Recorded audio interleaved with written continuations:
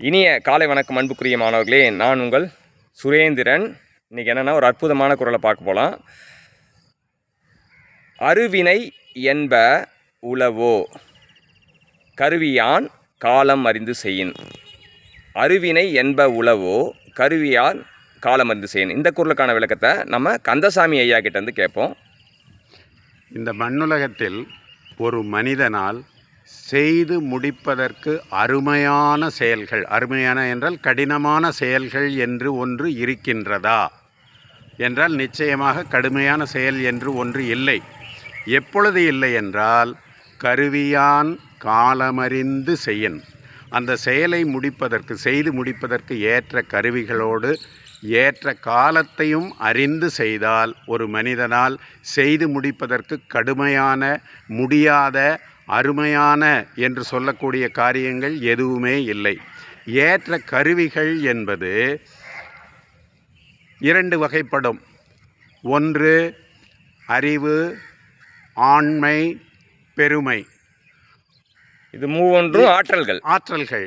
மூன்று விதமான கருவிகள் இவை: அறிவு, ஆண்மை, பெருமை. அறிவு என்பது அந்த செயலை செய்வதற்கு உரிய எண்ணத்தையும் அதை எப்படி செய்வது என்ற ஆராய்ச்சியையும் குறிக்கும். ஆண்மை என்பது அந்த செயலை செய்வதற்குரிய மன வலிமையை குறிக்கும். பெருமை என்பது அந்த செயலை செய்து முடித்தால் உனக்கு கிடைக்கும் பெருமையும் புகழையும் குறிக்கும். அதே மாதிரி இந்த கருவிகளில் இன்னொரு வகை சாம, பேத, தான, தண்டம் என்று சொல்லக்கூடிய உபாயங்கள், வழிமுறைகள். அந்த வழிமுறைகளை பின்பற்றியும் அந்த செயலை செய்து முடிக்கலாம். என்னவென்றால் சாமம் என்பது உபதேசம் செய்வது, அந்த செயலை எப்படி செய்வது என்பது, அமைதியாக சொல்லுவது, விளக்கமாக சொல்லுவது சாமம்.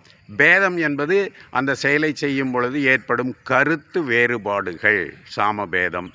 தானம் என்பது அந்த செயலை செய்து முடிப்பதற்கு ஏற்ற உதவிகளை செய்வது தானம் என்று சொல்லப்படும். தண்டம் என்பது தண்டனையால் அந்த செயலை மற்றவர்களை செய்து முடிக்க வைப்பது. எனவே ஏற்ற கருவி என்பது இரண்டு விதப்படும். ஒன்று ஆற்றல்கள், மற்றொன்று உபாயங்கள், வழிமுறை.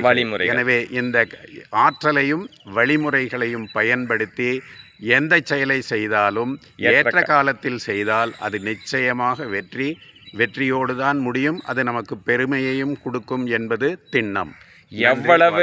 எவ்வளவு கடினமான செயலாக இருந்தாலும் இந்த 7 கருவிகளையும் பயன்படுத்தி ஏற்ற காலத்தையும் பயன்படுத்தி நாம் வெற்றி பெறுவோமாக. வாழ்த்துக்கள் சாம்பியன்ஸ்.